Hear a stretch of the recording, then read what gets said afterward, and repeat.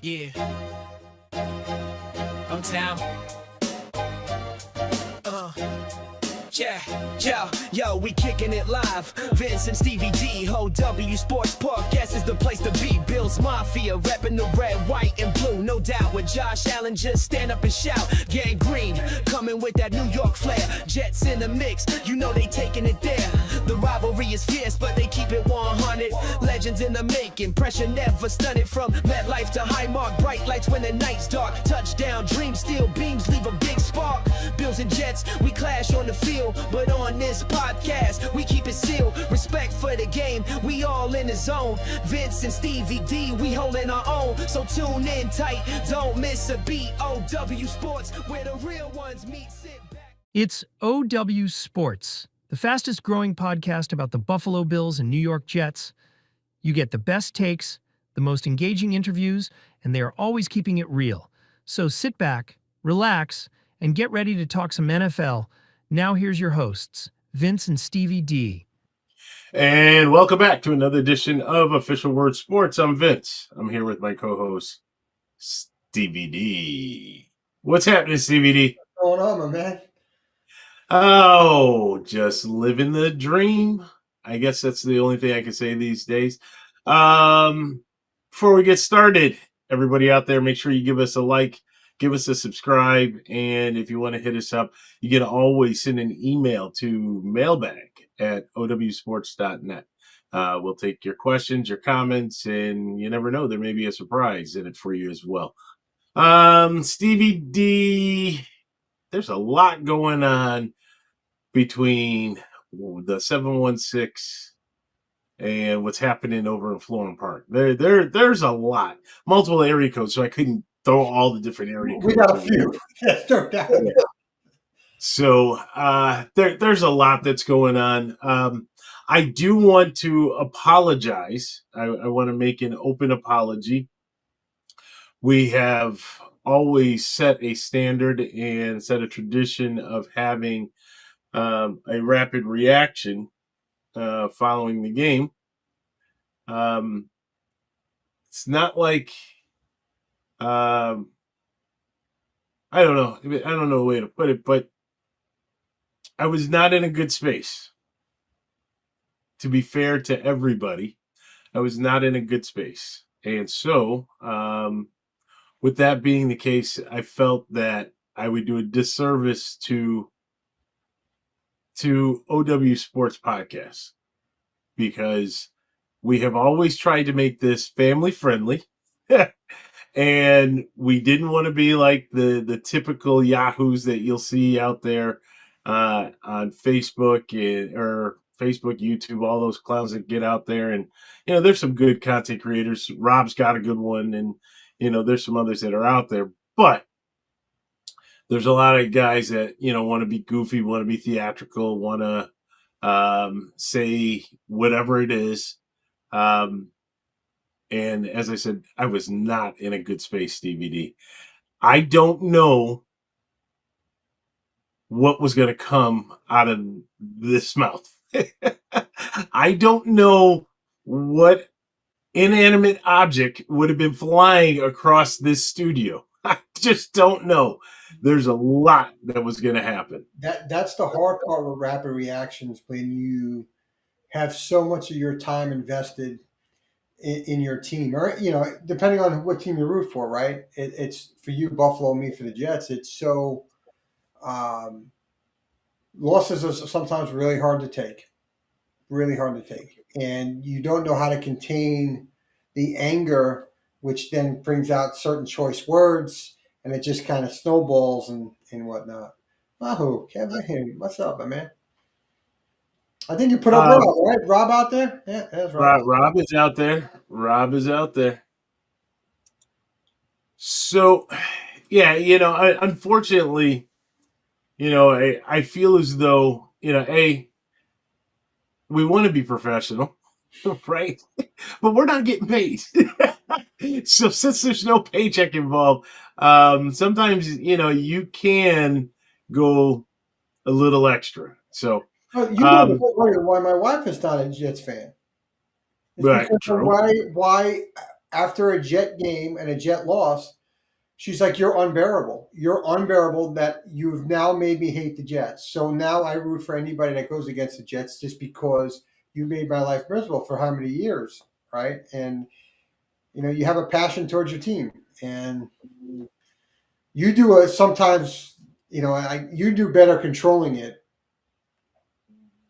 than I think I do. Um, and then there's times where I think I control it better than you do. It's like kind of like I don't know. I think that's why we're Yeah, brothers, right? this is true. The yin yang right here. The Balance. yin yang twins. It's really funny. It's hard, and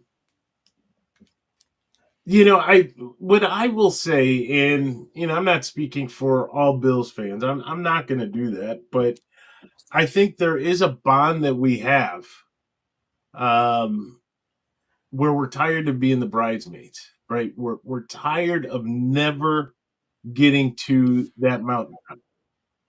And obviously, everybody knows about what happened in the early 90s and just so close on the precipice of getting there and watching that field goal sail wide right. And then, in my opinion, we did not stand a chance in 26 and 27, but we were so close again in 28.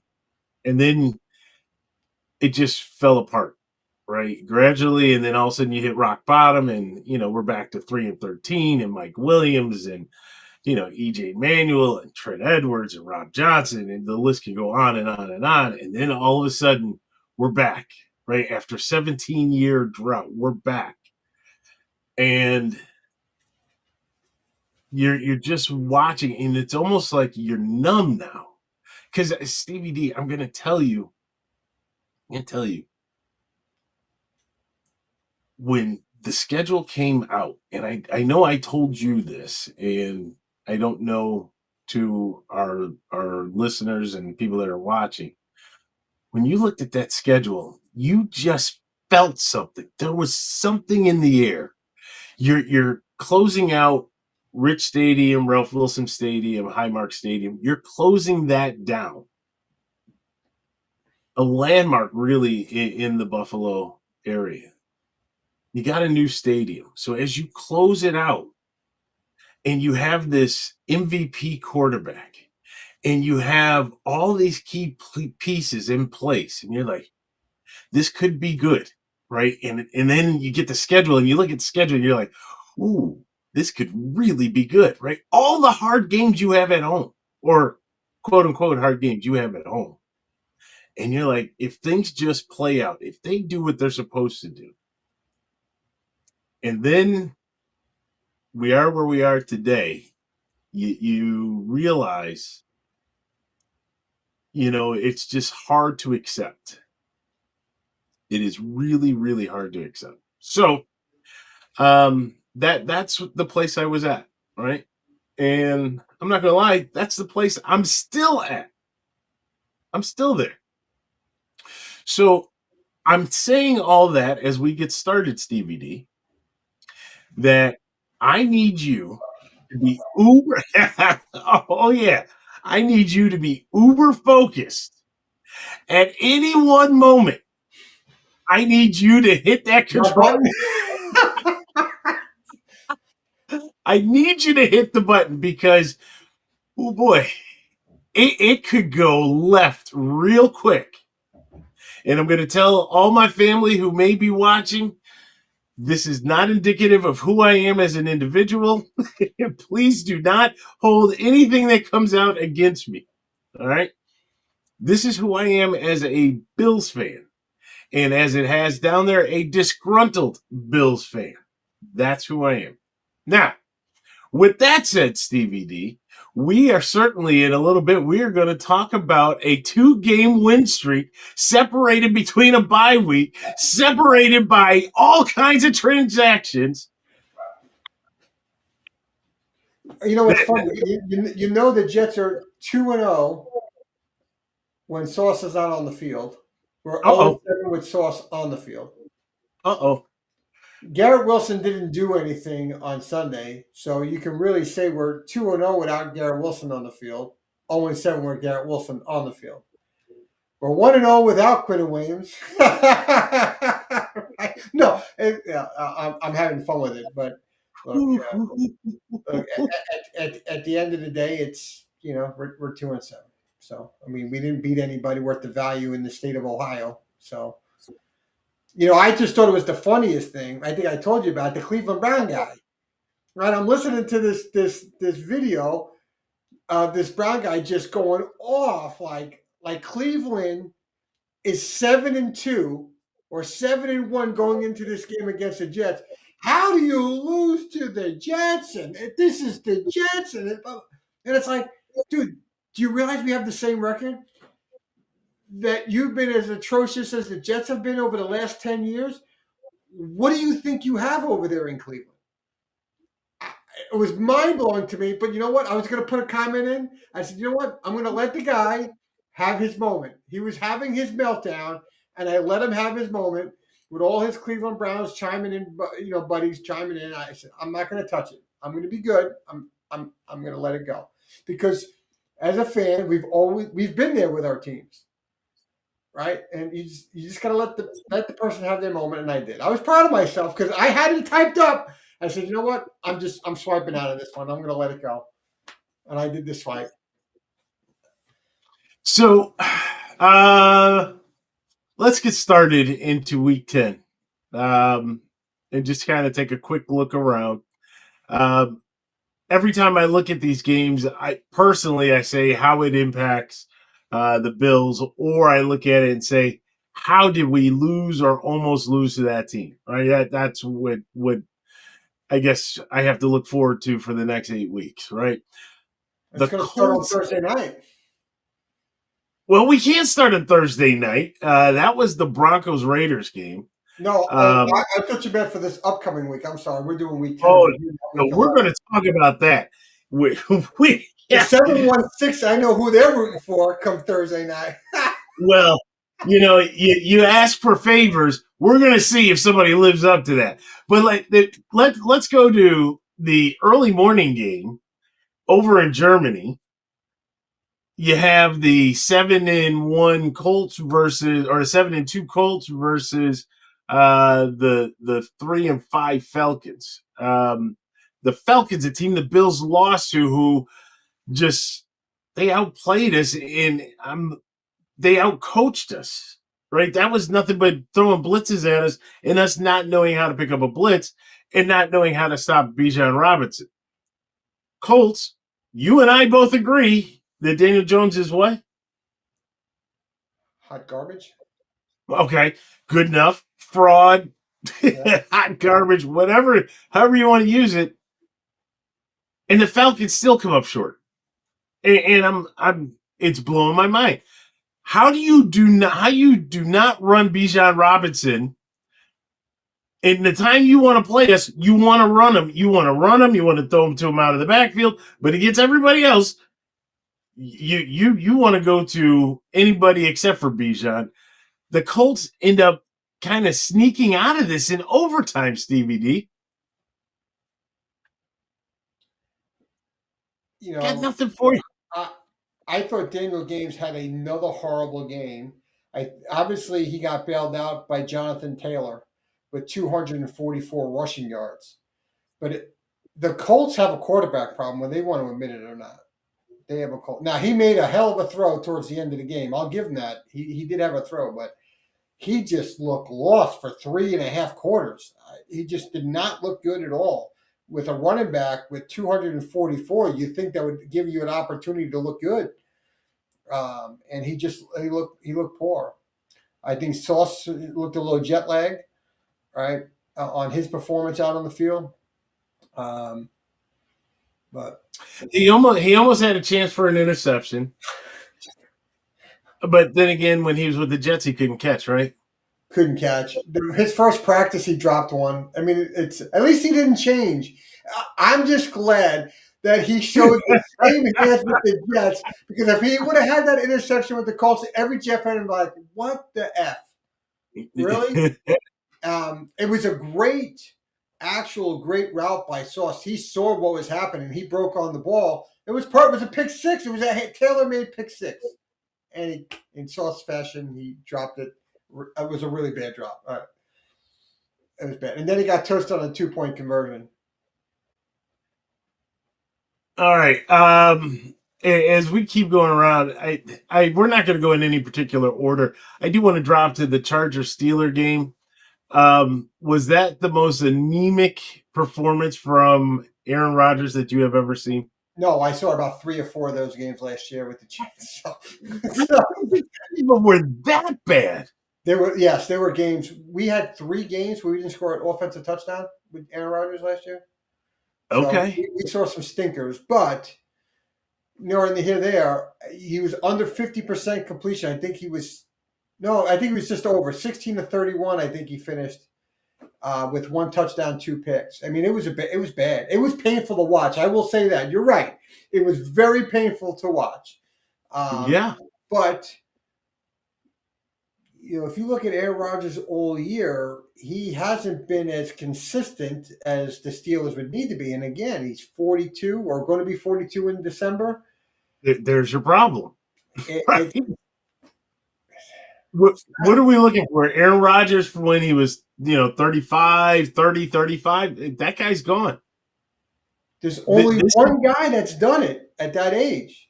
And you said it best. There was something maybe in the water on the plate that helped him play until he was 45 at a pretty high level, an extremely high level, I should say. And his last year was not good. Father Time definitely. The only thing I will say about that individual is that he was not coming off an Achilles injury either. Yes, but now Aaron is 2 years removed from that, so that should be much better. But just his decision making, some of his throws, it's just not good. Not good. Did you see the still that they caught where he had just taken the hit? He had thrown the ball, just taken the hit, and just the expression on his face, like, oh, like I do not want to be here, right? So, I'm not rooting against him. I'm not rooting against him. I'm really not. I chuckle when he does have a bad game, but I'm not. Well, you can't. You're going to put him in the Jets Hall of Fame, and when he goes in the Hall of Fame, you're going to say another Jet has gone in the Hall of Fame. So I can't help it. He wanted to come to the green and white. He said his Hall of Fame career could not be complete until he played for the green and white. Oh no, his Hall of Fame couldn't be until he walked in the same footsteps as Brett Favre. I'm sorry, I missed that one. That was my bad. I had the wrong line. That is correct. All right, let's go to this has been the year. I said it last week. This is the year of the fourth quarter comeback. I don't think we've seen one like this year, Stevie D. 26 unanswered points in the fourth quarter for the Houston Texans. That was horrible by the Jags. Oh, hold on. One more. The Davis Mills led Houston Texans. I mean, it's not even CJ Stroud. I needed that win for the Jaguars. I needed that win to have a little bit more separation with the Chiefs for the last playoff spot. Because now the Chiefs and Jags have the same record, but they just own the tiebreaker over the Chiefs. So the Jags didn't help me with that one. But I'm getting killed here. Okay, I'm getting killed over here. My only saving grace, as I tell them, I said, that might be true, but just remember, you're only 3 games better than the Jets. So how good really are you? Ooh. All right. So that's my only saving grace. But I would have loved to have that little more separation there on the 7th spot. But that was unbelievable. I mean, we've seen some doozies this year in the fourth quarter. We have. It's unreal.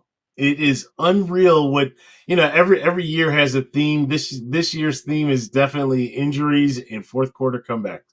That's for sure.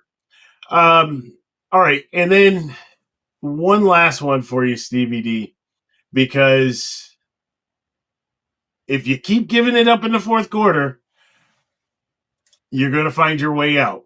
And Brian Dable was relieved of duties. Now, I will tell you from a a Bills fan perspective, everybody's like, oh, thank God. Okay, now you can come back to Buffalo. Well, easy, easy, everybody. But it's just interesting, and we were talking a little bit about this one. Um, Joe Shane, he retains his job. He is in charge of the hiring of the next future coach, which is odd. You made a statement about Mara, where this is not part of the playbook there from the Mara family and the way that they run that team. Just interesting what's happening there with the Giants. To me, there's more behind the scenes that the public doesn't know about between. I think Mara has felt embarrassed over and over again with Brian Dable's sideline antics of throwing the headset, to yelling at the doctors, blowing two leads in the fourth quarter now, and I think it just all added up. And Mara said, "I just the fans are flying signs over the stadium, over the practice field. Enough's enough, and it's time to move on." I think Dable's got to get that temper under control if you're going to be the head man. I think it crosses the line of acting like a baby, and you're supposed to be the professional that's leading the men forward, and you're going to act like that. Now, you stop acting like you act like a dad that's coaching flag football on the sidelines and getting mad at the second graders because they didn't follow the play the way you wanted it, and you get all mad. Dude, you're coaching second graders. Relax yourself. You're not winning the Super Bowl here. You're not getting a trophy, right? So, whoa, did you call the Giants players second graders? no, but I like it. I had to take a shot at the Giants. But so it was shocking because Mara doesn't fire like that during the season. So I'll tell you I really believe the way that Jackson Dart's concussion was handled, I think that played a huge role in the timing of the firing. Not that it was not a foregone conclusion of what was going to happen at the end of the season, but I think what happened there, I think that there were calls from the league office. I think that there were internal discussions, right? Even with their medical staff, who probably said, yeah, this guy had something there, which I think the NFL was like, you have got to take care of handle this now, because they want to talk about player safety, right? They want to keep going on and harp on player safety. You have a head coach that's leaning into the tent saying, I need you out here now, right? Well, then where's the concern about the concussion and the player safety? And if that's happened that time, how many more times could it potentially happen? And what about other teams in the league doing the same thing, right? And truth be told, Josh gets his bell rung, right? Is McDermott going to be happy with Trubisky coming in, right? Or is he going to be kind of peering into that tent? So when you have situations like that, I think they said, you got to end this now, or you got to end this. And they're like, well, we are at the end of the season. They're like, no, that needs to happen sooner than later. And I think that's ultimately what happened. Rob says, the passcode has changed at One Bills Drive. There is no doubt about that. But easy on that, Rob. Who doesn't want him back, right? So I don't think McDermott would want to bring him back, because that would just be somebody else for him to kind of run the bus over. But also, you look, Josh had some of his best years under Brian Dable. I want to talk about that in our segment when we go strictly on the Bills. I do want to talk about some things there, so I won't get too much into it now. Let me tell you something. Everybody's making an assumption Dable would want to go back as an offensive coordinator. I don't think he's got a choice. He has never established himself as a head coach. I don't think he'll get another head coaching job. But people are just assuming that he would want to go back to Buffalo. He may need to create a different identity somewhere else. Like Chad Powers? He can dress up, put a little mask on, he comes in. Okay. Do we want to flip a coin? Do you mind if I go first? Go right ahead, buddy. I got the clock teed up.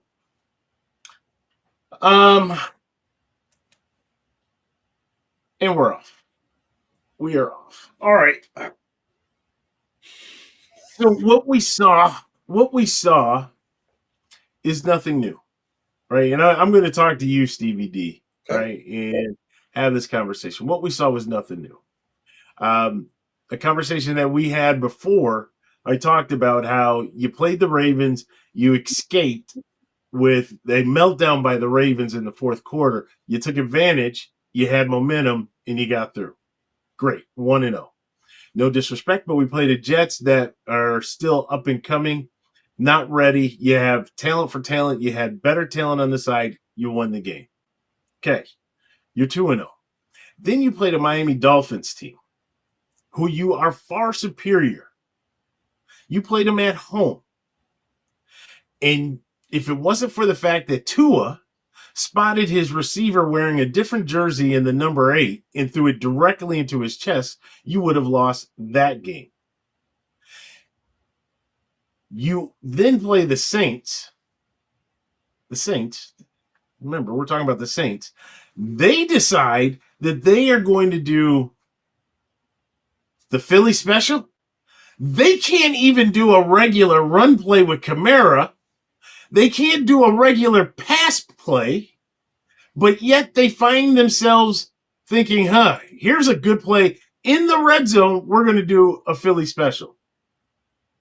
You get lucky. You get the interception. You get lucky. You win that game. You're 4-0, but really, if it wasn't for bad play calling and a meltdown, you would be 1-3.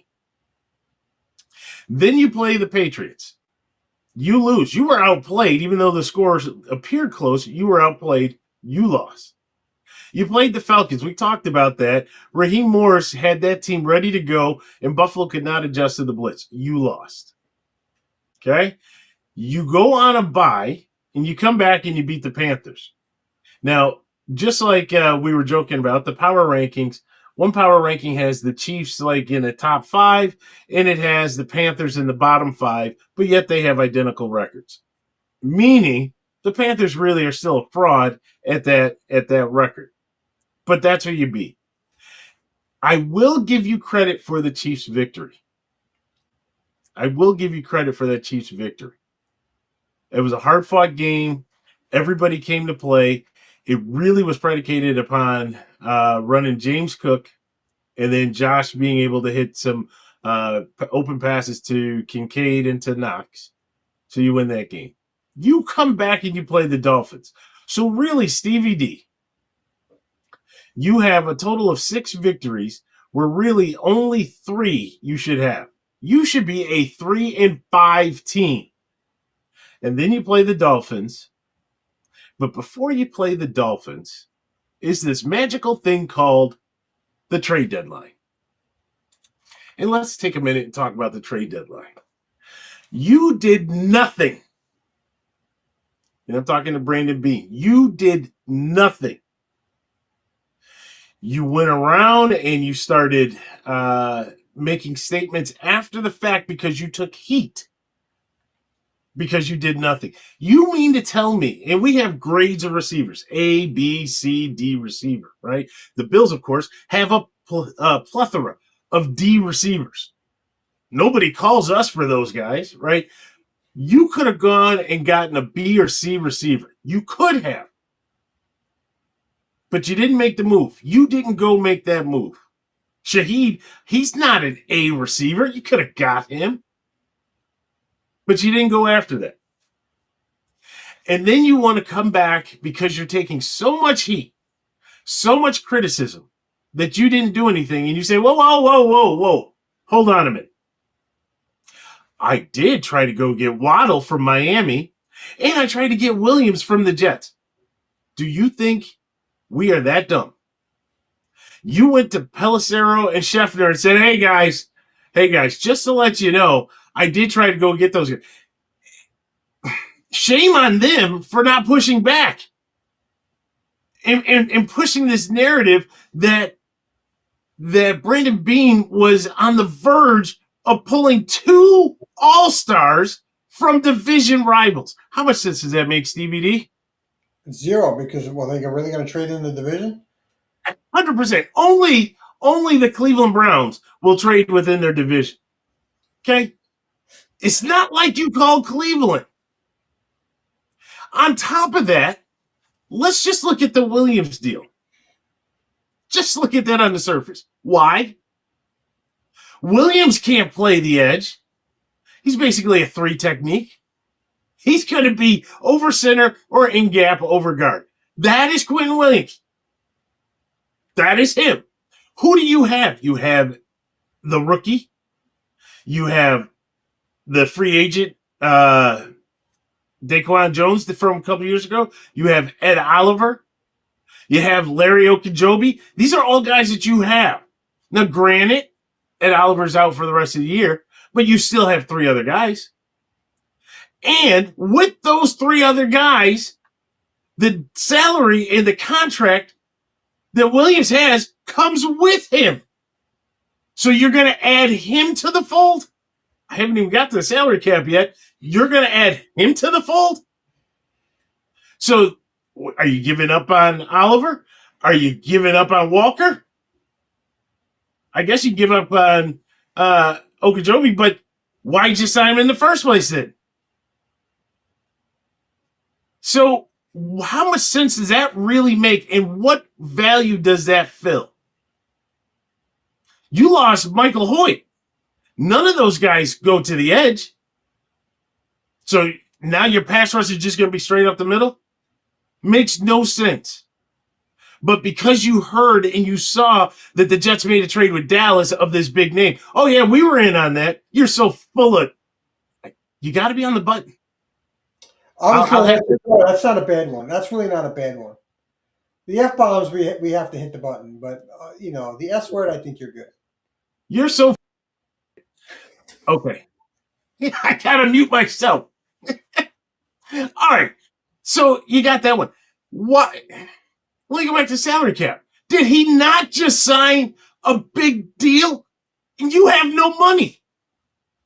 There's no players going back. What are you doing? Wait, really, what are you doing? And for Schefter and Pelissero to report this back, guys, get a clue. Stop always taking what they're giving you. He's full of it.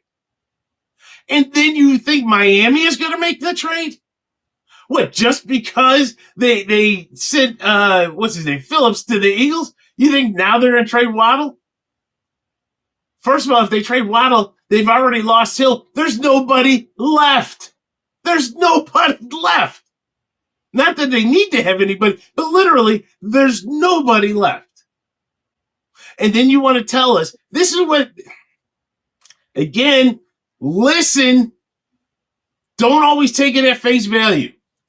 They said that Miami they were listening to the deal. Miami wanted a first, and they were willing to accept, I think it was a second or third the following year, but they wanted a first this year.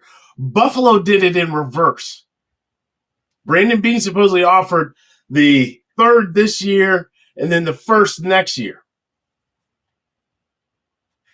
If you realize that you are up against it and you are getting close to late in the season and you're watching your season fall apart and you need a receiver, and the difference is between 26 and 27, you make the deal.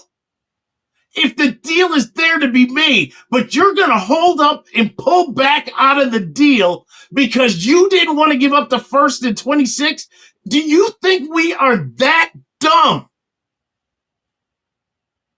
This is the crap that gets you fired. You talk about all this stuff about being transparent. That is not transparent. You are trying to lie to our face. There's no excuse for it. Just say, I fell asleep at the wheel. That's all you had to say, because we know you did. And why are you trying to hit for home runs? You don't have any salary cap space to hit for home runs. Why? I didn't hear not one player that would have been going back in return. If you would have said, we had some other guys in the team we were looking to move in capital, then yeah, I can get that. And you're not going to out the player mid-season. If Pelissero or Scheffner wanted to say that they heard a rumor that Dawson Knox would have been going, okay, I'm good with that. Or maybe number 57, I would have been like, oh, please. But I didn't hear any of that, right? So this was supposed to be pick for pick. You have no cap for pick for pick. Who do you think you are? Howie? Because you're far from Howie. Howie has the magic touch to be able to work things in. You can't. You said, I'm going to get us out of cap purgatory from what Doug Whaley put us in. Well, what have we been in for the last 2 years? We have no money to sign no free agents. We have to ask guys to take a 1-year deal. Hopefully that we can then flip that and turn that into a longer term deal. You didn't give us the cap relief that we needed to be able to go do something. Stevie, I need a little bit more time. I see I'm running here because I want to get to Joe Brady.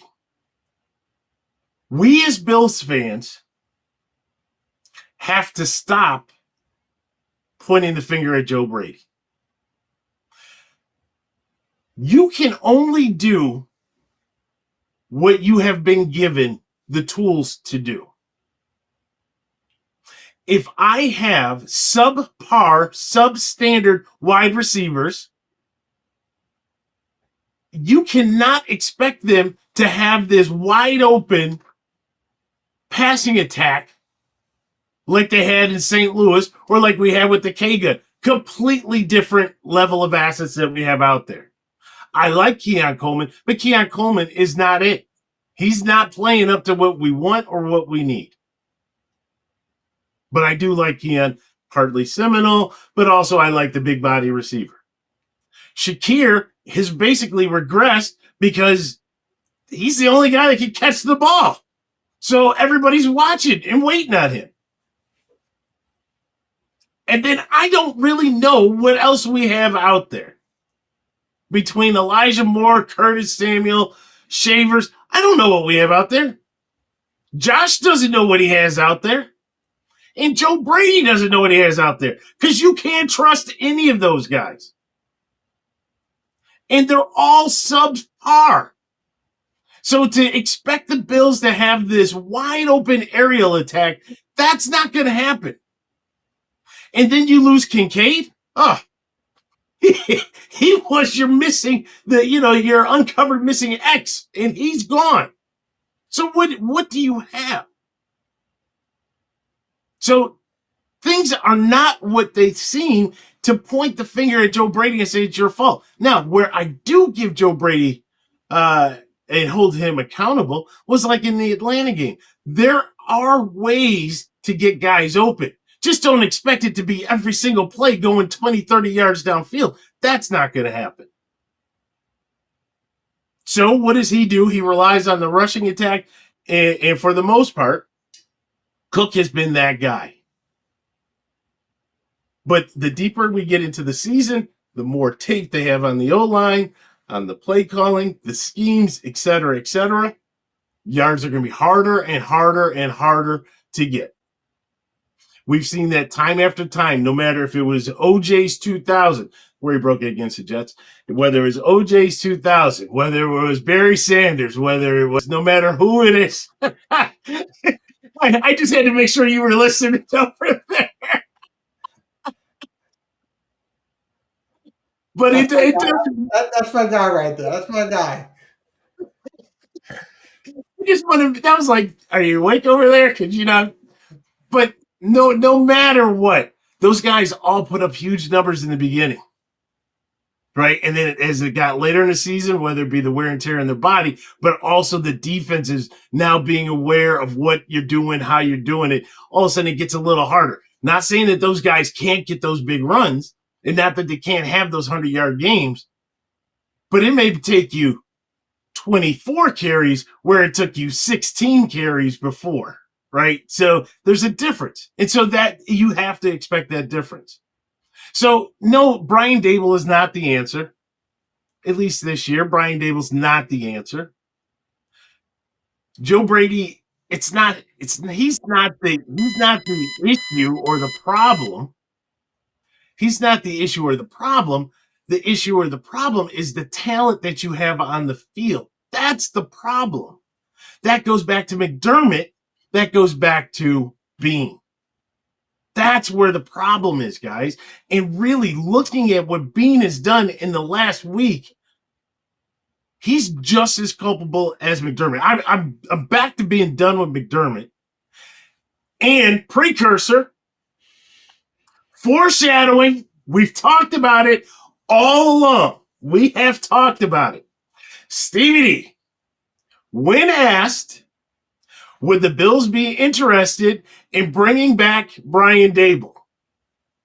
Sean McDermott said, well, we're not going to make any changes to our offense this year. Again, we're not going to make any changes to our offense this year. Foreshadowing, when the season's over, Coach McDermott, what happened this year? High expectations for a team, another year lost with Josh not being able to get to the Super Bowl. Kind of tells what happened. Well, as we evaluated everything, we decided that, internally we had to part ways with Joe Brady.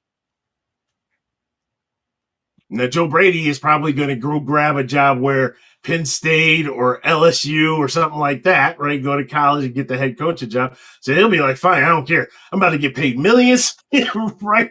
Have guarantees in there for buyouts. Screw you, Sean McDermott. But there's another person, a la Leslie Frazier, that is going to have the bus rolled right over him because the true responsibility lies between Bean and McDermott. So you opened that door, right? So I look at your owner. Is your owner more content because he's seen the losing and he's saying, look, you know what? I could change head coaches and try and find the right guy, maybe hit and get to a Super Bowl. But you know what? I got a guy here that just makes us a perennial winner every year and makes us relevant. That's a really good question, right? That's a really good question because I have said now for the last few years that playoff losing drought is the worst thing that could have ever happened to the Buffalo Bills. That long, because we were so thirsty, so hungry to get to the playoffs. We saw everybody go to the playoffs except for us. And we couldn't get out of our own way. Yeah, we were in a division with the Patriots, but you guys went. The Dolphins went. But we couldn't get out of our own way, whether it be the general managers that we had, whether it be the head coaches that we had, and obviously some of the players that we had on the team. We could not get out of our own way. And then when it finally happened, when we finally broke that seal, when you watch that video of the players in the locker room watching the Bengal game, seeing Andy Dalton throw the pass, seeing the touchdown, the jubilation on the field that was also mimicked in the locker room. That should have been telling. That should have been telling. You snuck in as a wild card. You snuck in as a wild card that needed a play at the last play of the game to get you in. And you're celebrating in the locker room like you just hoisted the Lombardi trophy. That's a problem. Yes, you should be happy. I'm not saying don't be happy, Stevie D. And I'm not saying, yes, we are on to the playoffs. But you weren't celebrating like we're on to the playoffs. You're celebrating like it's over. We did it. What did you do? You made it as a wild card. And now that you made it as a wild card, you've kind of set your ceiling, right? Haven't you really just set your ceiling? Most teams, good teams, their ceiling is, hey, we're going into this season with our goal of being a Super Bowl champion. What do we say? And I'm not going to say that they don't say that, but what do they mean? We set our goal so that we're not back like those teams in the early 2000s in not making the playoffs. That's really what they mean. There is something in every individual, every human being, where either you want to be successful, you want to be great, you want to be good or average, you're just there to get a paycheck, and some just don't care. And it's when you have a roster, it doesn't have to be 53, but it's got to be closer to 53 that are that hungry. They are dogs that are out there that they just want to win. That being just a wild card, they're more pissed off that they're a wild card than the fact that they're in the playoffs. And they're going to prove to you that they're better than a wild card. And they're going to come attack you and punch you in the mouth the same way Cincinnati punched you in the mouth in the playoff game. They're going to punch you in the mouth the same way Kansas City did and come back with no respect on you in 13 seconds and then win that game and walk off. You don't have the dog in you. And that goes back to the coach. That goes back to the owner. The owner is complicit with all of this because he's the guy under his belt where the losing streak ended. He's the guy that is reaping the benefits from a football-crazed city, a football-crazed fan base that goes out and buys hats like this, jerseys like I've worn before. We all have it. T-shirts, jackets, hats. Going to the stadium, tailgating, all the Madison Avenue that is bringing brand recognition to the Buffalo Bills. He's reaping the benefits of that. So he's good. He's good. Why put all my chips in, Stevie D, to go hoist the trophy, have a celebration last for 30 days, and run the risk of being irrelevant for the next 5 years, where every year you're seeing a Buffalo Bills logo, you're hearing about Bills Mafia, and you're seeing us in prime time. I'm good with that. That's a problem. Now, if he wasn't the owner, it would be very easy to make the switch. Wait a minute, isn't he the same owner? But he's the owner of that team, and they're just as bad. They are just as bad.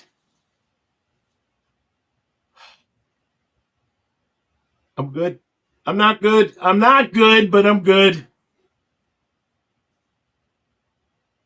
Not good, but I'm good. I'll let you go. And a quick shout out to everybody. The comments expressed by Vince Coles are solely that of Vince Coles. He does mean each and every word that he said. That is not indicative of to the overall brand of OWSports Podcast, Stevie D, and any of our subsidiaries. We thank you. You feel a little bit better? Not at all. Not at all. You know, another thing real quick. Any team can lose to any team on any given Sunday. Sure. We know this, right? It is what it is. Sometimes you can tip your cap, say was not our day. That stuff happens. I get that. You almost lost twice to the Miami Dolphins. That's not any given Sunday. That's bad coaching.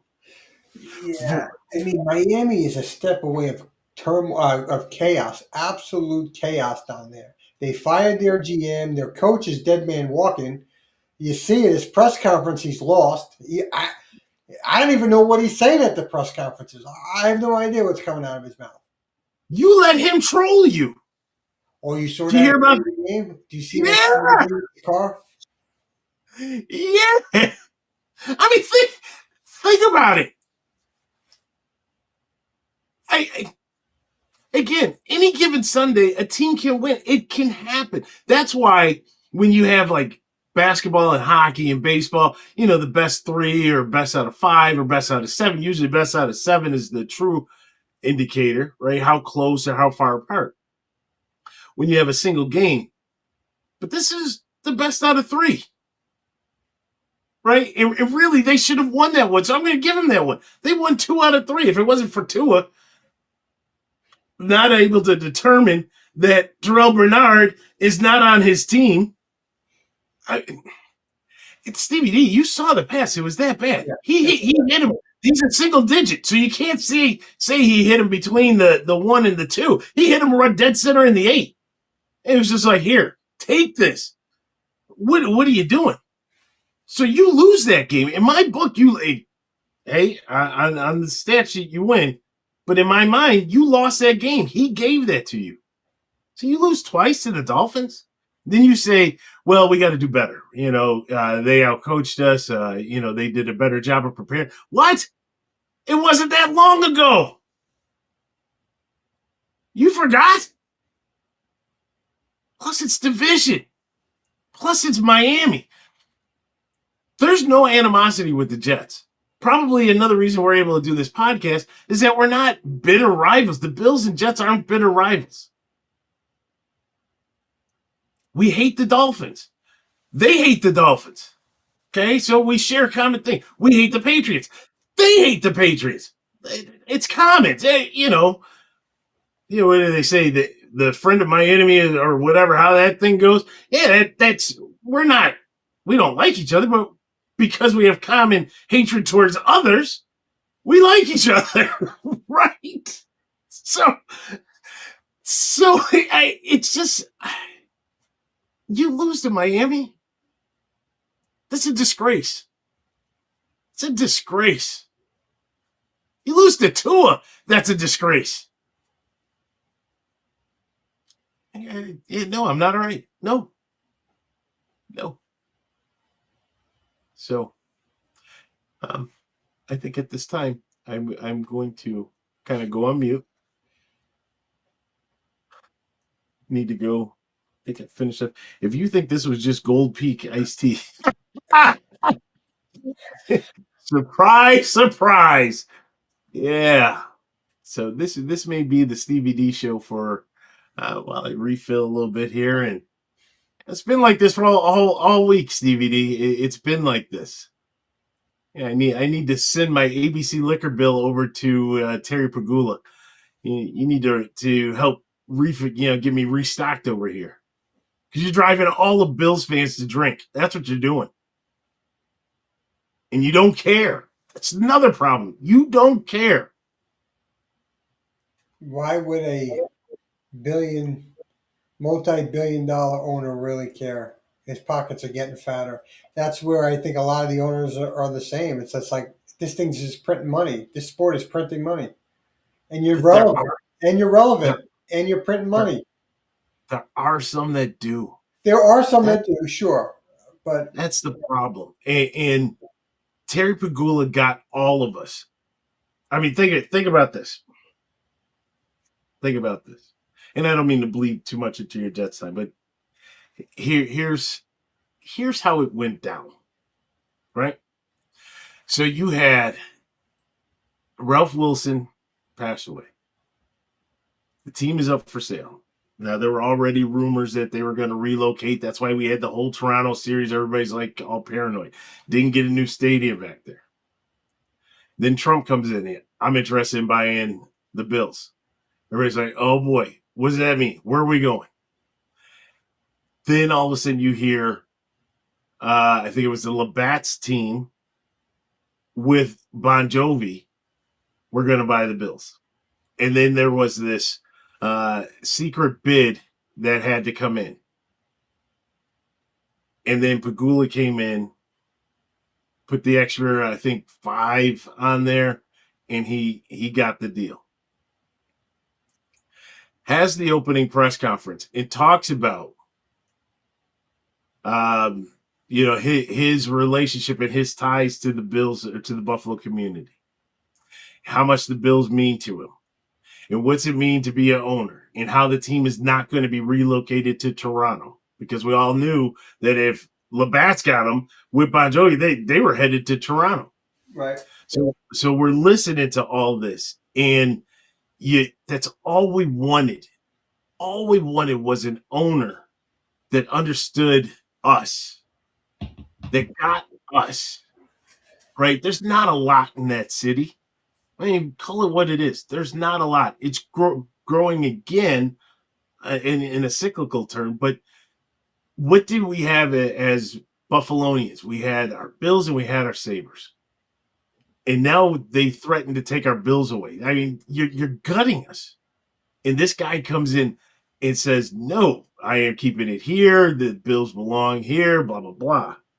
And you feel indebted. And then he does the same thing with the Sabres. Cries at the podium, talking about, the years of, Gilbert Perreault, Rene Robert, Rick Martin, just going down the list. And he literally tears, right? And you're like, this guy is one of us. But it's almost like if you really were one of us, then you would know what we want and what we need and what I don't want to say what we deserve, but yes, what we deserve.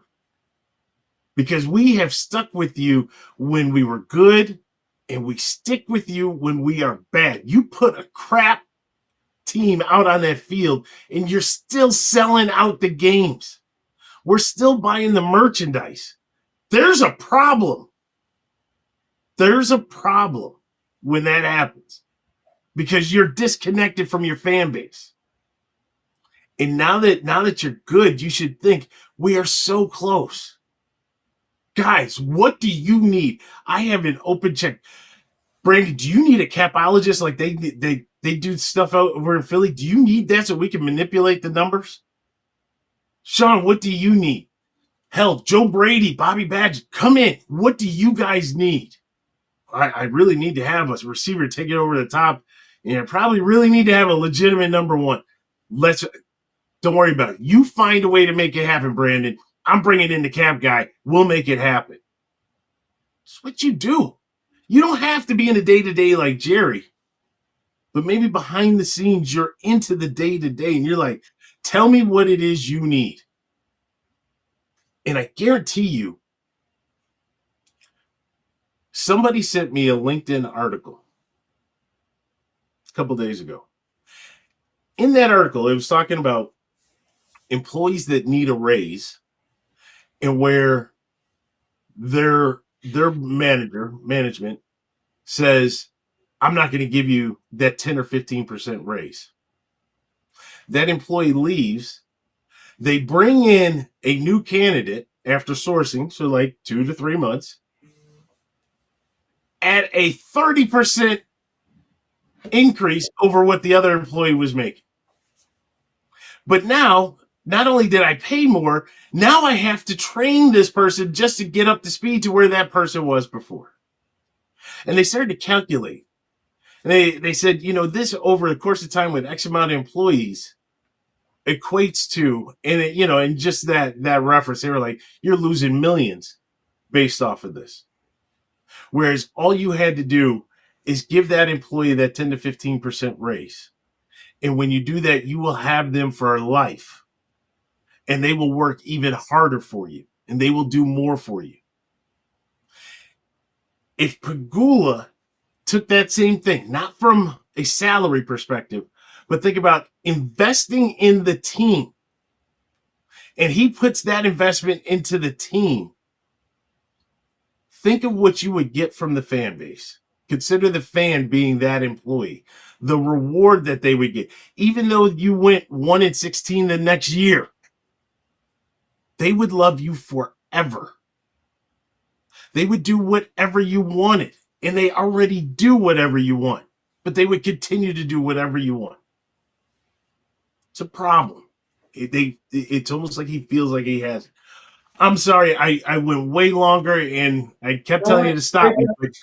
No, because it's great conversation, right? I mean, that's what we're here for and what we do at OW Sports. It's not necessarily one team, another team. It's just really a great conversation. And, there's a lot happening there over at was it Bill's One Drive? I don't know if they call it that. One Bill's Drive, yeah. So the question is, can they turn that switch? Can they find it?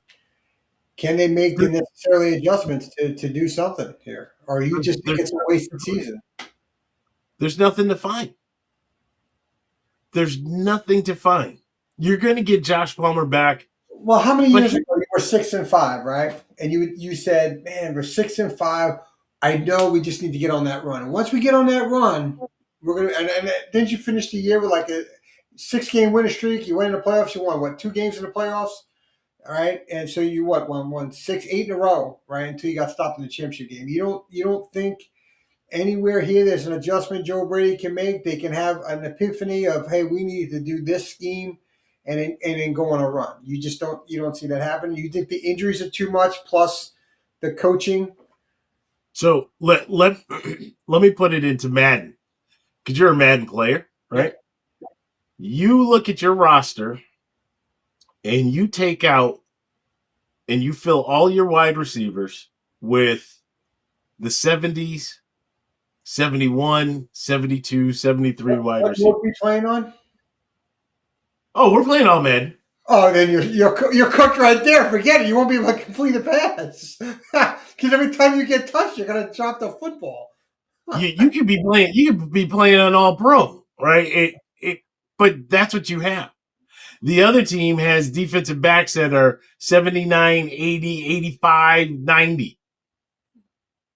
You don't have it. You don't even have that one guy where you could say, well, if we're able to put him in man, we're finding they're in man defense, and I could throw him in motion to make sure that he frees up and, he has a clear path. You don't have that. So you're hoping that Palmer comes back, and you're hoping that Palmer is your savior. Oh, no, I'm sorry. I was mistaken. You're hoping McCole Hardman is your savior.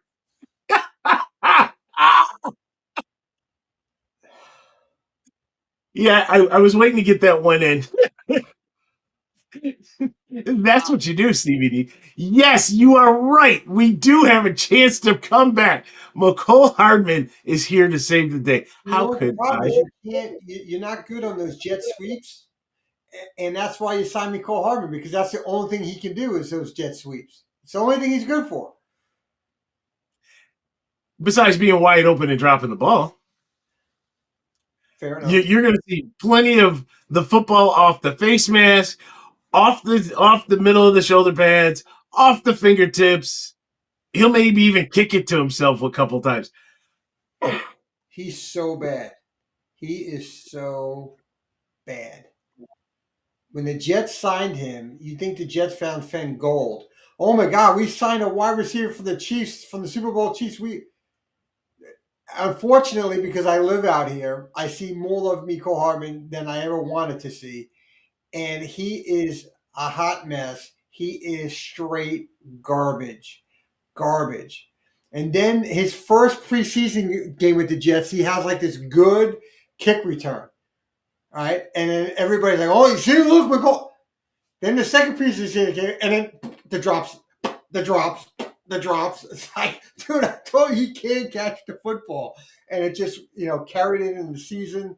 Early in the season, he had drops. And then, obviously when the trade deadline came, Kansas City needed a receiver that knew their system. He came back and obviously had a good Super Bowl game.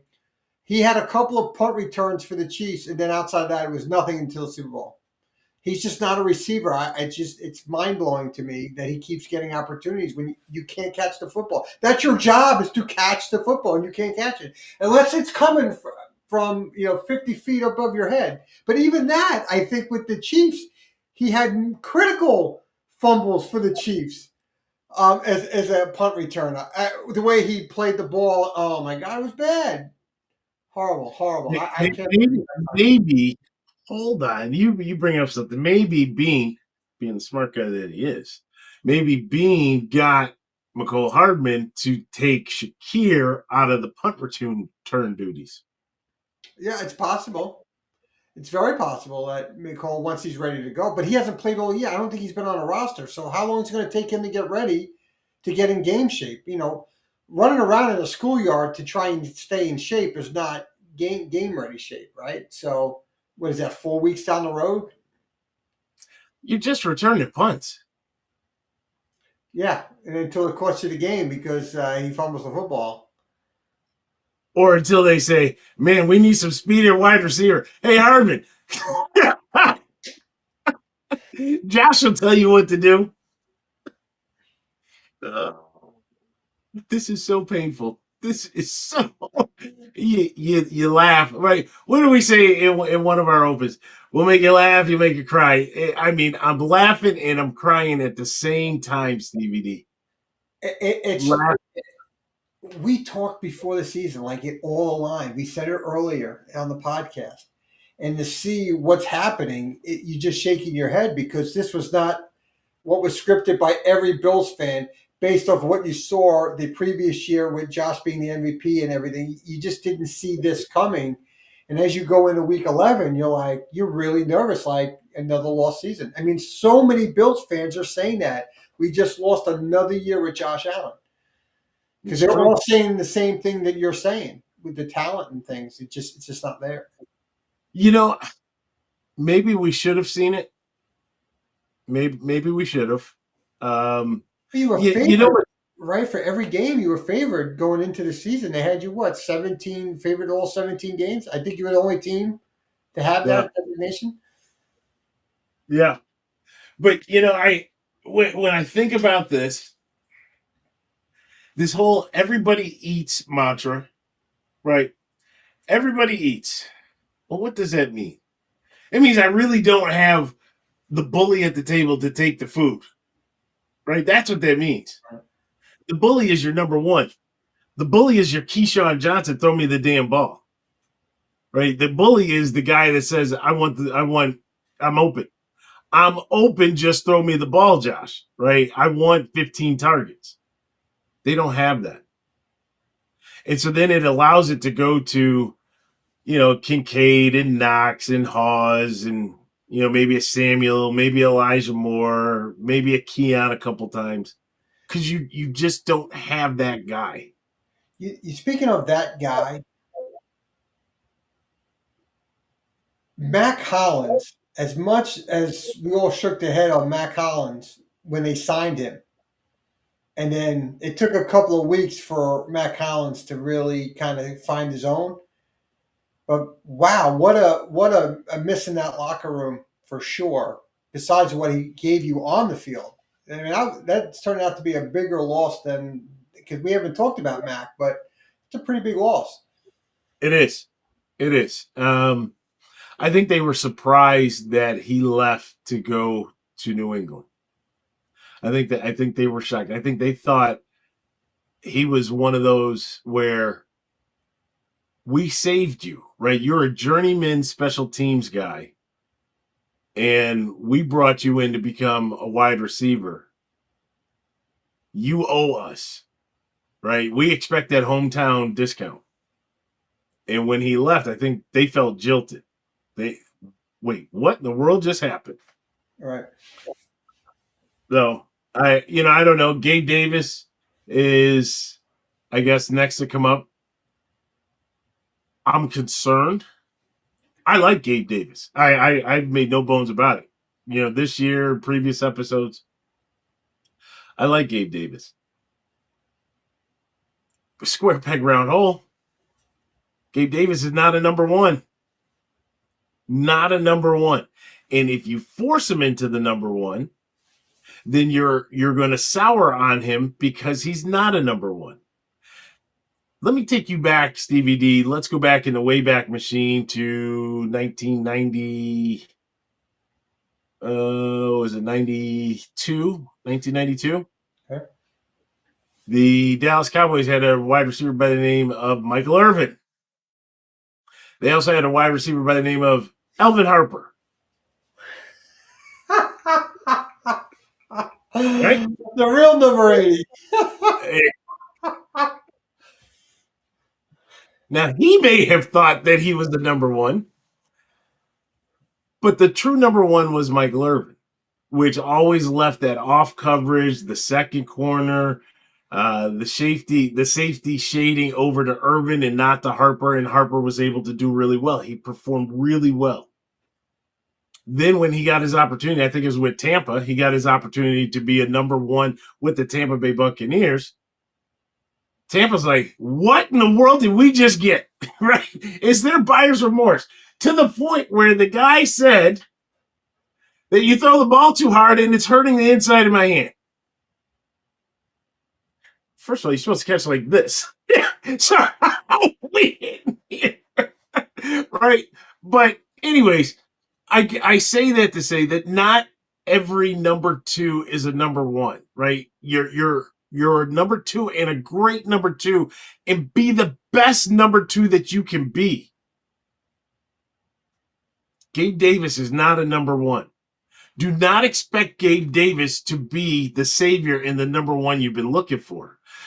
If you put him in at the number 2, then just ask him to be the best number 2 out there. And if you have to put him at the 1, don't saddle him with the same expectations that you would a true number 1. That, I'm just saying, be fair there. Right.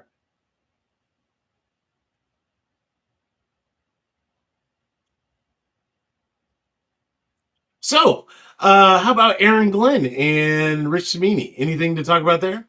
You know, I am liking Aaron Glenn more and more. There's a couple of things before we get into that one.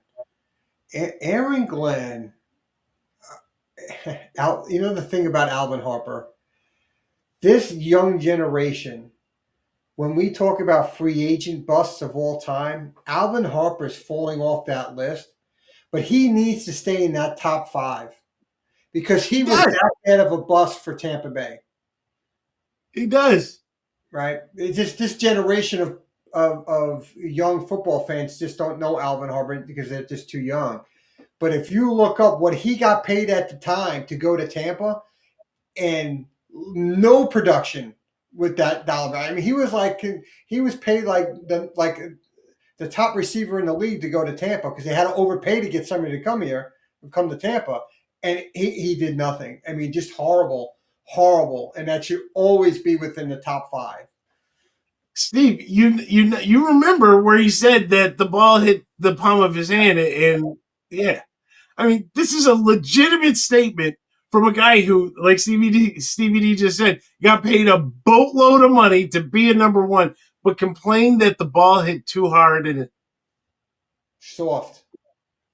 What does the guy say in the movie? SOFT, soft. That was Alvin Harper. But and by the way, just to let everybody know, next week we're going to have Alvin Harper on.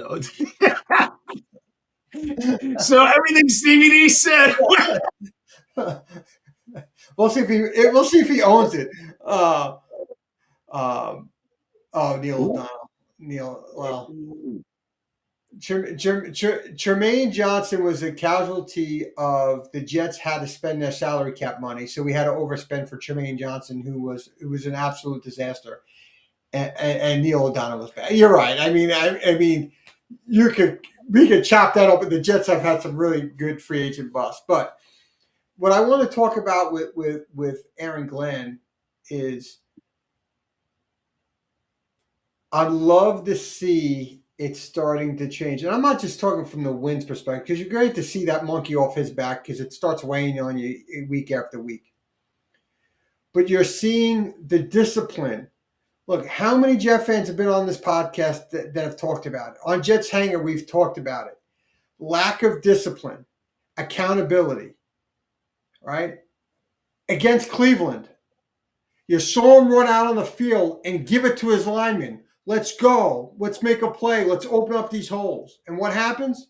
We do the screen pass for the touchdown, right? Like, you see him taking John Simpson out of the game after a stupid penalty. You see him bench Jamie and Sherwood for an undisclosed reason, but you saw him get benched. What's up, Craig? Hey, Craig. You see him say, Quincy Williams, our all-pro linebacker, you're taking a seat. Now, he wound up playing because of an injury, but he was not afraid to say, you're taking a seat, right, to hold him accountable. And what did they tell him? You have not been showing us what we need to see since training camp. Okay? You want to change an organization, you have to change the discipline and accountability levels, right? There's a saying, it's going to get worse before it gets better. And you're starting to see some of that change that Aaron Glenn is instituting there, right? And you're going to start seeing him bringing his own guys. You're starting to see his draft picks that they drafted get their shot. Unfortunately, A.Z. Thomas went out with a concussion, but he's getting his shot at corner. Malachi Moore at safety. Kiko is going to get even more playing time at linebacker. I can see him replacing Jamie and Sherwood if they decide to cut ties with Jamie and Sherwood at the end of the year, because he to me, he's not having a good year. And so all of that, it's really refreshing to see. And look, I'm old. I've seen a lot of Jets football. I've seen a lot of bad Jets football. I've seen a ton of bad coaches in my tenure. It's been a revolving door. It's almost like George Steinbrenner back in the 80s. I mean, our coaches get recycled. But I tell you, I like what I see out of Aaron Glenn. I'm tired of hearing telling folks that Aaron Glenn can't coach. First of all, you guys are all like me, sitting on a couch watching a game. Have you ever been in an NFL locker room? Have we ever called a game? Have we done anything like that? No. But he's trying to change a bad culture, and it takes time to weed out the weak, weed out the people that are not buying in. Okay? Quinnen Williams. If you look at Quinnen Williams was nowhere to be found this year. He showed up in 2 games this year. Opening day was 1 against Pittsburgh. He showed up. And there was one other game, I forget what it was, where he actually showed some dominance. Not by sacks, but just stuff in the run. He's been a huge disappointment at $25 million. I love Quinnen. I don't have a problem with him going to get the draft capital. Again, I think Aaron Glenn saw a little bit of he's not happy, right? And the production's not there. The Cowboys make a stupid offer, just an absolute stupid offer. The Jets would be complete idiots for not making that trade. But you bring up something when you talk about Williams. You told me that you had heard with the whole Aaron Rodgers thing, and maybe that manifested itself throughout the season. He backed Aaron Rodgers. He was not happy that we let him go, and he let his feelings know on Twitter. It's still out there. He never deleted the post. If you go back, it's out there. He's not happy. He was not happy that they let Aaron Rodgers. He put his name to it, and he didn't back down, right? So kudos for him for not taking that down. Yeah, right. What do you take it down? What are you admitting? That you're a fraud? You're a fake? Yeah, you own it. You move on, right? And it's not an indication on Justin Fields. I just think he generally liked Aaron Rodgers in the clubhouse. I think, and he looked at what his potential is and what he's done in the NFL, and we're moving on. So, all the credit. But at the end of the day, Aaron Glenn has to establish his identity for the team. And when the offer came that was so great, I think they just happily moved Quinnen Williams. Happily moved him. Now, I love Quinnen Williams. I do. But in what we're trying to accomplish, we have to there's a lot of things we have to tear down and tear out and rebuild. And so having that draft capital is a big deal for what we're trying to do. And so I just love what I'm starting to see out of Aaron Glenn and things. I've been seeing little bits all year, but the last few weeks, I'd say the last 3 to 4 games, really seeing changes there. Our penalties are going down. The amount of stupid penalties that we are having are way down. Look, every team's going to have a stupid penalty once a game or something like that. Obviously, you don't want any of them. But when you're having 5 and 6 a game on average, and you tear that down, that's a big deal, right? You're changing that culture there in the locker room. So I'm loving the Aaron Glenn thing. So when you fast forward to the press conference this week, obviously, which is a short week, we got the Patriots this week. And it's like he comes out of his press conference and says, I'm not talking about injuries. What do you mean you're not talking about injuries? I'm not talking about injuries. I just said I'm not talking about injuries. If you want to know about it, go talk to Rich Cimini, because he knows everything. He knows everything that's happening in here with all our injuries because he's reporting on it. He's reporting on stuff that I haven't even talked about. So go talk to Richard. And it got really standoffish with the New York media. And I'm loving it. I love every bit of it. I have called Rich Cimini out earlier in the year, and I'm going to call him out again about it. And I shouldn't say calling out Rich Cimini per se, because he reported through his sources about Garrett Wilson's injury being a 3 to 4 week injury. But look, where there's smoke, there's fire. You know it. I called it out that they were butting heads, and that relationship is deteriorating. Well, here's the problem I have. You have Andrew Merchant, you've had Rappaport, you've had Adam Schefter, you've had others come out and defend Rich Cimini, right? And here I am, and I went on all of their Twitters, And I says, you guys don't realize how bad the New York media is. They ask the same question 50 different ways and keep asking it until they get an answer they want so they can twist your words. That's the New York media for you. It's everybody's fighting for that story for Twitter, for their websites, and it's disgusting. And I'm just over these media people thinking they're bigger than even the lonely Jets at 2-7. Like you're bigger than what it is. You're not. Okay, you're not. You have torn this area apart from players to coaches to GMs. You've run people out of here with your crazy stories and the things that you're trying to cook something up. You have players want out of town because you're just awful. Media people stink. They stink. And so I was just happy that Aaron Glenn did that. Have you watched the clip? Have you seen the clip yet? I'm looking at you. Aren't you media now? I'm the good media.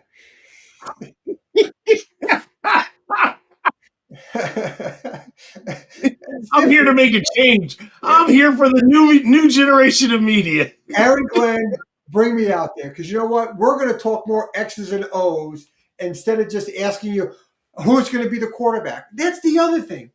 The New York media is they're crying like a bunch of babies because Aaron Glenn's not telling them who the starting quarterback is.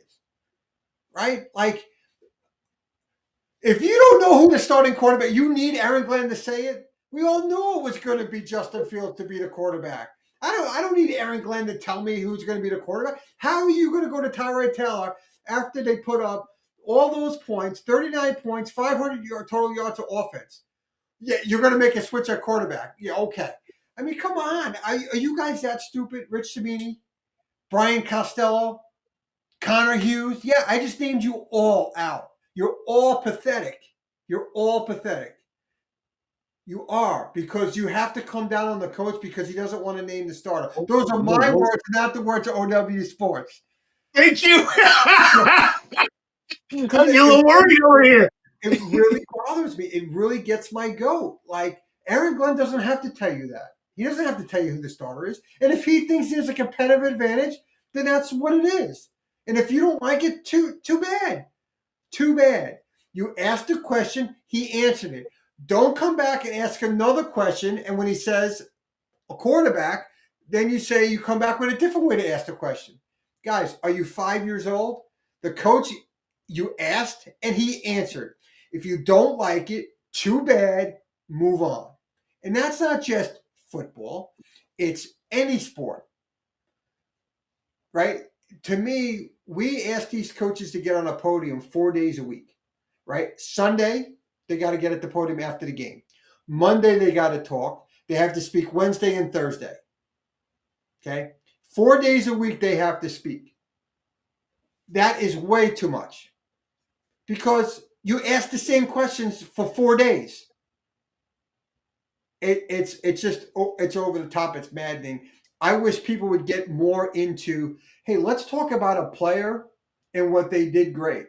Or let's talk about a player, something that you saw that maybe you could break it down. But the only thing, Steve, I'm not going to say in fairness because I'm not advocating or supporting it. I agree with you. But these guys look at this as they have a very small window for them to make their name. And if they are the guy to get the certain answer or the certain response, that will propel them to maybe the mid or to the national spotlight, or that will cement them. Rich Cimini is not at the level of a Pelissero or a Scheffner or a Rappaport. He wants to be. If he could be that guy that keeps getting those nuggets, that would hopefully put him there. And that's what we find. And that's the problem. You're not gonna get away from it. No, it's probably gonna get worse. What's that? I love my Yankees, right? You know, I'm a big Yankee guy. Michael Kay, not a huge Michael Kay guy. I'm really not. Interlocking in why? I mean, he calls the game. I'm watching it on TV, dude. I'm seeing it. You're telling it to me like I'm listening to it on the radio. But anyway, I know he was a radio guy first. But he talked about early in his career in the '80s when he was trying to make it with the Yankees. He would have conversations with players and like a Billy Martin, and he would talk and he would ask, out of his own words, he would ask questions that were not like the other people, and he built a trust. And he built the trust that what you tell me off the record stays off the record. You can trust me that I heard it and I'm not going to report on it. And these guys come back and they're like, wow, he can be trusted. And he started building the rapport where he became the Yankee radio guy. Now the voice of the Yankees, he's on everything. He'll go down in Yankee lore now, right? Forever be linked with the New York Yankees as the Bob Shepherds of the world, right? The Mel Allen, the Frank Messer, right? Frank Messer, like that's it, right? He's on that Rushmore of radio and TV. So I look at it, where are those guys doing the right thing and good things will happen? And maybe in football, maybe the coaches change too much, GMs change too much. No, they don't. They don't want to put in the work. And right? And that's what we're getting. We're getting shoddy reporting. Just like what you put with Michael Kay, that takes time to develop that, right? You're not just going to get it overnight for a guy to trust you. And these guys are looking for that what clickbait we talk about, things in the posts that we see. This is the same thing. They're hoping that they can get their star up just a little bit because I asked that question that popped, that resonated, that everybody's talking about, that I got here to this level. But I don't think we're going to get it. More and more that you have, and I know Samini's bigger than like the podcasters, but the more and more you get these people that level of exposure, you're just seeing the complete fall. You'll never see the growth, because I don't want to say that there was a high level of media, because I think the media has always been bad, to be honest with you. But now you're never going to see it get to the higher levels or to the expectations that you believe are just. Like Jets Hanger, right? Our Facebook group, Jets Hanger. We have a phenomenal group of people, right? I get compliments all the time on how well run the Jets Hanger is. The content that we're putting out, the legitimacy of the content we're putting out. We're not putting out fake or suggested. We're putting out real stuff, and people are liking it at this Jets group, right? We're not the largest by any stretch of the imagination of a Jet group, but we really do have a really good group of people putting out good, real content that's legitimate, and we're proud of that. And it's just like at OWSports. The way we chop it up, we're as real as it gets. We're not making something up. We don't just make stuff up because play good cop, bad cop. Our feelings are our feelings. If we agree, we agree. If we don't, we don't. But we don't have an earpiece that says, okay, we're going to talk about this and you agree here and you don't agree. We're as real as it gets, right, at OWSports. Would you agree? I think 100%, because we don't believe in that BS. That's why when you talk about Jets Hanger, that's how it was built. That's how it was conceived. That's how OWSports was built, conceived. We said we're two guys that are sitting at the end of the bar that are just talking, right? And we're just having that conversation. We're just being real. We're not trying to make up stuff. We're not trying to embellish anything, right? When there's times that we get stuff wrong and we own up to, hey, I misspoke on that, right? Or, we've bashed somebody and, they've turned it around. We've admitted, yeah, I see an improvement. So we just try to be fair, right? And I think from that perspective, that's why some of the interviews that we've done with some of the past players, they see that it's genuine. They respect it, right? We're not the clowns. Again, we're not the clowns that are going to try to trip you up, make you look bad, and build a name off of, getting you to say something that you shouldn't have said. That's not. I mean, I'll be honest with you. I'd much rather us record, because if I'd rather give you the respect that if you said, "Ooh, didn't mean to say that," then we hit the ability to pull it out, right? When you live stream, it's a little bit more difficult. Yeah, just my opinion. Yeah. So yeah, that's my whole media rant on that. It's been a really busy couple of days with Samini and all these other posts by the other media people coming to his defense. But I think Aaron Glenn won. That was a backhanded. It came out at Rich Samini, but you know how we talk about you got the stuff on the surface and then you got to peel back the root cause. That although it came out at Rich Samini, that was putting somebody on notice at One Jets Drive. Somebody has leaked information that he didn't want out because he didn't want the Patriots to know how bad Garrett Wilson was until he had to say how bad it was. With it coming out early in the week, they're able to adjust the game plan to know that he's not going to be in at all. And I think that is on notice to the Jets organization as well. As much as it was to Samini, it was very much to the people behind the scenes because we've been much tighter with the stuff coming out of the building this year. And then that leaked out, and you betcha Aaron Glenn's going to do everything he can to find that leak, and that person's going to be gone. And again, the change in culture at the Jets, right? We talked about it in the offseason. Jets gave out paperwork to 150 employees.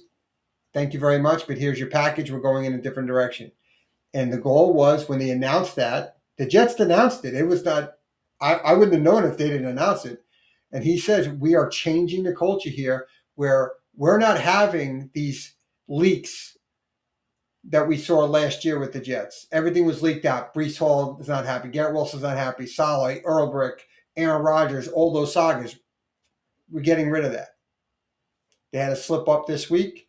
Aaron Glenn will get to the bottom of it, and that person will be gone. So you're seeing that change. So real happy with that. Again, I love what Aaron Glenn's doing. You got to give it time, right? It's like baking, right? Like bread. You got to let the dough rise. You got to give it time, right? You just can't make dough and just throw it in the oven. You're going to get a brick, right? You got to let the yeast work, right? And that's what the Jets have to do here. And I do like the positive change. Now, as far as the Jets offense, it's ugly. It's ugly with Justin Fields. He reverted right back. He couldn't do anything in that first half when the weather was somewhat cooperating. It's bad football. It's bad football. He threw the ball 5 times in the first half. Unbelievable. 11 times in the game, I think it was. But it's just not.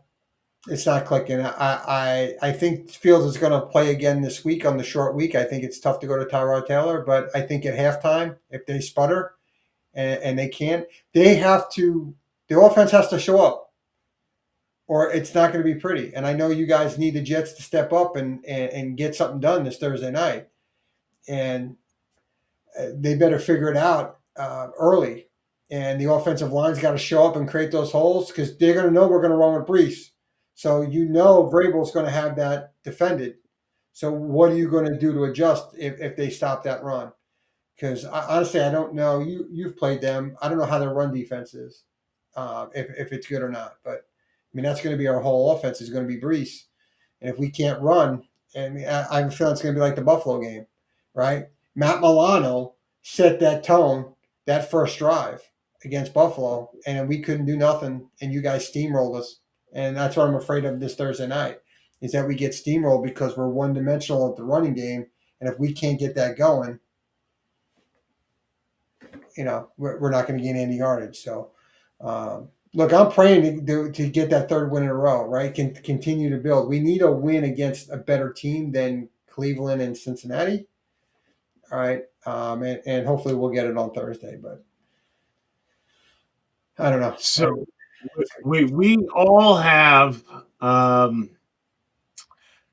we have faith in the Jets. We will be bleeding some green. We will be bestowing upon you any of the energy that we can that comes from New York State, and we'll send it to New Jersey. So we're in New England. We wanted no. We're sending it now. You guys haven't left, so we're sending it there. We don't like to say New Jersey. We like to say Florham Park, please. If you want help from us, you cannot play games. And you see, Where's Florham Park? your point. Where's Florham Park?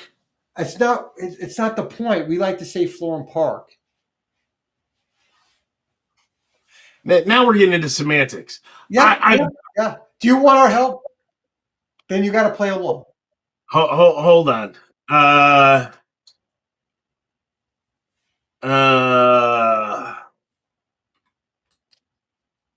Hold on one second. Okay. So what we are going to do is we're going to send that energy to Florham Park. Right? Is that better? Thank you. That's all I asked. And thank you for accommodating. Well, honestly, we don't have a problem. We really don't. We just want to make sure that it doesn't get misrouted. That's my concern, right? If you tell me don't put it here, and then next thing you know, it's off to the Eagles because they got lost. I don't want that to happen. You hit 95, and then who knows what happens at that point. Just need a favor. Just do us a favor. Well, I hope I'm praying for that miracle. But it all comes down to, and also our defense, right? Can we get some freaking turnovers, please? Can we get a interception this year, please? Please. The record is 10 games. So we're at 9. We got to get an interception this game. We're gonna try this one more time. I ask all of 716. I ask all of Bill's Mafia, summon all of your energy, your good vibe energy, and send it to One Jets Way. Drive, man. You got to get it to the right area. You're standing it again. One Jets Drive in Florham Park, New Jersey, 07932. You got the zip. You looked that up. You looked that up. I wanted to be as accurate as possible. Again, I don't want any detours, right? Don't head off to the holidays. You get that missed package. You don't want that package being misdelivered. You know exactly what I'm talking about. Oh, Craig with the boom. Whoa. All right. Stevie D, I do want to talk about something. I know it's late in the show, but I do want to talk about something. And that is the passing of Paul Tagliabue. We would absolutely be remiss if we did not give a few minutes to Paul Tagliabue, who I will say was the greatest commissioner of all professional sports. Because what he did was to grow this game to the heights that nobody could ever imagine to where it is. You replace baseball as America's pastime, and football is America's pastime. It's because of Paul Tagliabue. It's because of what he went through. And don't discredit Gene Upshaw, right? The two of them, they battled, but they also helped grow this sport. And unfortunately, we lost Paul Tagliabue. And, it's sad when you lose somebody. I never realized how tall he was. I didn't realize he was 85. Well, yeah, that's another one. That guy was a giant. Yeah. He was a giant. But if you think about during his reign, just think about where the NFL kind of went from to, right? And I'm not going to be the one to really do justice here, but he was in there from 89 to 2006. Obviously, Pete Rozelle was there before me. And Pete, I can't take credit away from Pete as well, right? Because Pete was part of the merger, right? So you had the AFL-NFL merger and all that did and what that brought. And certainly, brought more notoriety to the Super Bowl. But it was almost like when Tagliabue got in, it was like, hold my beer, right? Because it just to watch the game just take off to a whole nother level, that in itself, right? And you think about the growth of the game in having NFL Europe, which I still think they missed out on an opportunity, because I do think that you could have played NFL Europe similar to the way that they play the minor leagues in baseball. Just figure out a way, but that could have been the perfect training ground for these players. But you had he was there for all of the relocations of the teams. I know Craig is on, so Craig, you're part of that one.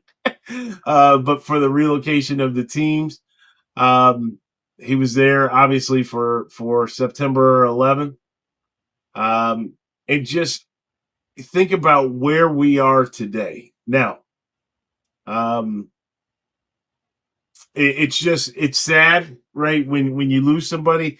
And I think what gets even crazier, Stevie D, and I think you can agree with this one, it gets really sad when somebody that, when we were really watching the game, right? I mean, you watch it as a kid. I don't think that really counts, right? When you start to watch it as a teenager, early 20s type guy, you're in it right now. You're following. And now that guy is gone, and so it was sad to hear of his passing, and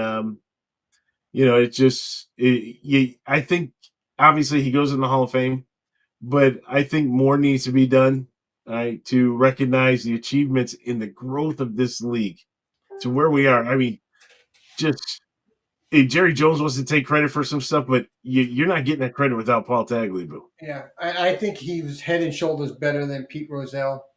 I think Rozelle didn't have the visionary like Paul had, and maybe that was just because of the decades when Rozelle was in there, where he was really more at the beginning part of really the NFL. But I thought Paul really did have that vision, grew the game so much, and really put the game to where it is today. And I think Goodell really riding the coattails of what Tagliabue set up, right? And Goodell is I think he's the worst commissioner, right? He's grown the game. I just don't like what he has done to the game in certain ways. Certain things you had to do, okay, player safety, but there's certain things that I just don't care for, and I wish and pray to this day that they get rid of Thursday Night Football. Keep praying, my friend. Yeah, it will never happen. That is not going away. They are so consumed by the almighty dollar. A show for another time, True. because they are so consumed for that almighty dollar that if they could put it on Tuesday, Wednesday, Friday, and Saturday, they'd have games all throughout the week. You can play on Tuesday and play on Sunday. Welcome to the new NFL. You're free. You don't need any time off. Yeah. But Paul, rest in peace. You did a lot to grow this game, and don't discount the NBA. I know you talked about baseball, but the height of the NBA was very big, right? You had Magic, you had Larry, you had Michael, you had Malone, you had all these, even more superstars. That the league was really at that best at that point in time for the NBA, and he overtook that. I mean, the NBA had everybody. You know what I thought you were going to say? What? Well, he was Italian. I've been waiting for you to come bust out he's Italian. What do you expect? And then I thought that was going to be your moment. And then he talked about the NBA. You crossed me up with that one. I got to keep you on your toes, my man. I got to keep you on your toes. I think you do. Every other time he's jumping on it. Oh, Paisan. I'm like, oh, come on, CBD. But no, he did. He did. He saw an opportunity to fly right past Jordan. You are right, Kevin. Kevin puts, they're so consumed that they won a 20-game regular season. Yes, they do. Yes, I they don't do. know how the players are going to be able to do this because how long are you going to stretch that season out and how many months are you going to make it? And then they're really not going to have that recovery time. It's the people up in those offices that never really played the game that don't realize the toll it takes on the body, and because it's the greed, right? And players are going to break down, they're going to get hurt. It's a horrible idea. I love football. Would I love to see 20 games and more rounds of playoffs because that means more football? Sure, great. But the reality is, what does it mean for the guys playing? It's just I think a little bit unrealistic to and maybe we're heading down this path that we shouldn't have headed down, but now I'm thinking about something. You could, right? If you went back to 16 weeks, right? That's you play for 4 months, but you could play for 5 months. You could spread that season out. If you're truly looking for the dollar is not coming from the gate. The dollar is coming from television. So instead, have multiple bye weeks. I'm able to still put games on every single week, which means you're still going to get your sponsors and advertisers on every single week. But now that just means that you may have 3 games this month and 3 games, 2 months down the line where you spread out the bye weeks. You can extend it and you're not killing your players. It can be done. But number one thing is player safety. Just keep that in mind. Okay, that's going to wrap this one up. We do appreciate everybody who jumped in, who joined in. Remember, make sure you give us a like, give us a subscribe, shoot us an email, mailbag at OWSports.net, and we'll be sure to check that out and share some of the comments and feedback. It's always good to be on here. Therapeutic, but didn't work this time. Maybe just a little. I don't think it'll work until I start hearing some names that have been fired from the Buffalo Bills organization, starting with Sean McDermott, Brandon Beane. Let's go. Let's get this done. The Dallas Mavericks fired their GM last night. Let's go. Let's go, Terry. Let's go. Say, oh. He got fired because he made a trade. Beane's like, I'm not making a trade. I'm not getting fired. Well, this is true, but he made a dumb trade. So, anyways, we do appreciate it from everybody. Love chatting it up. Stevie D, thanks for giving me the platform and the forum to try to fight through whatever it is I'm fighting through. And may need it again next week. It may need it the week after that. And at that point, it is nothing but wearing Sabres hat. So we're on to this. Up 1-0 at the end of 1 against the Mammoth. So that's good. All right. Very good. Let's go Sabres.